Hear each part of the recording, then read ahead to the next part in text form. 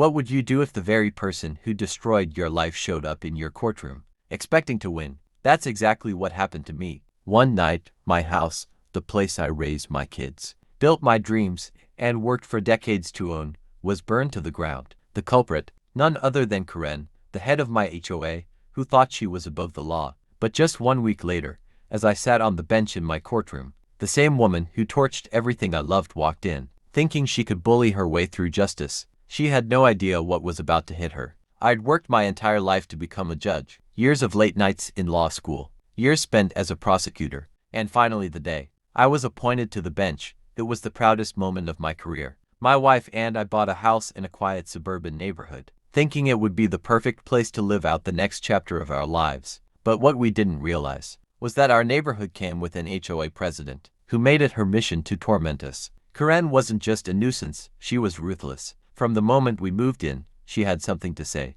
Our grass was too tall, our garbage cans were an inch off the curb, our Christmas lights weren't uniform with the rest of the block. It was endless harassment, and I had the citations to prove it. I tried to reason with her. I tried to stay civil, but Karen wasn't interested in civility. She wanted control, and she hated that she couldn't intimidate me. The irony, I'd seen bullies like her my whole life. People who thought the rules didn't apply to them. People who believed fear could substitute for respect. Still, I never imagined she'd take it as far as she did. The escalation started small. Karen began sending threatening notes taped to my door. She'd scream at my wife in the driveway, telling her we were ruining the neighborhood.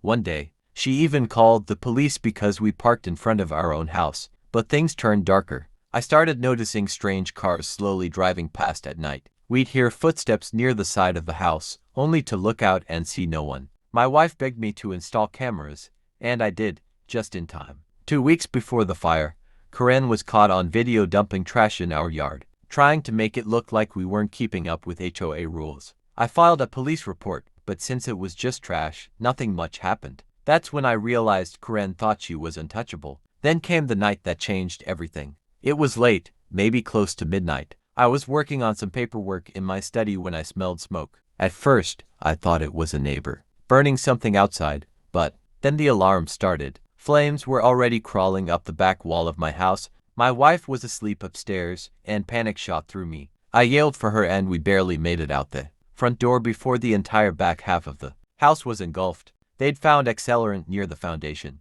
This wasn't an accident. It was arson, and thanks to the cameras I had installed, there was no mystery who it was. Karen. There she was, in grainy but unmistakable footage, pouring gasoline near my back door and lighting the match. I wanted to scream. I wanted to confront her, but instead, I let the system take its course. Because while she may have thought she was above the law, she had just set herself on a collision course with justice, in my very own courtroom. 1 week later, I walked into court for my morning docket, and who was waiting there at the plaintiff's table? Karen. She was suing one of the neighbors for violating HOA bylaws. Can you believe that? After committing felony arson, she still had the audacity to strut into my courtroom, as if she was queen of the neighborhood. When she saw me, her jaw dropped. She clearly hadn't realized I was the presiding judge for this session. Her arrogance drained from her face as quickly as the blood in her cheeks. But it got better. Before proceedings began, the bailiff handed me a folder.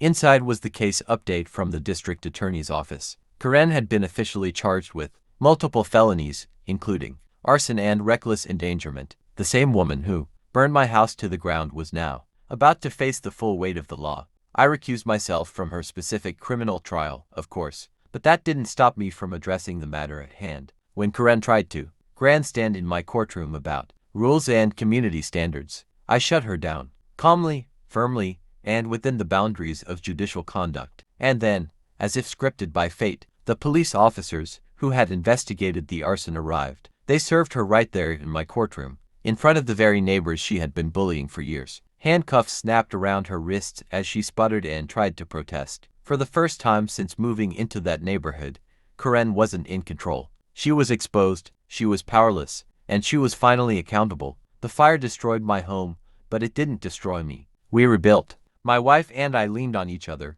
on our children, and on our community. In fact, neighbors who had once been too scared to speak up came forward, telling their own stories of Karen's harassment and abuse. In the end, Karen was convicted. The evidence was overwhelming: the video, the accelerant, the threats. She was sentenced to years behind bars, and her reign of terror over the HOA was finally finished. Standing in court that day, I felt something powerful. Justice isn't always fast. It isn't always easy, but when it arrives, it is undeniable. And here's the part that struck me most. Karen truly believed she would never be caught. She believed her intimidation, her fake authority, and her cruelty would shield her. But in the end, those same traits were her undoing. My house may have been reduced to ash, but from it rose something stronger, proof that no one, no matter how powerful they think they are, is above the law. So I'll leave you with this. When you face people who try to destroy you, whether through arrogance, cruelty, or outright violence, remember that the truth has a way of surfacing.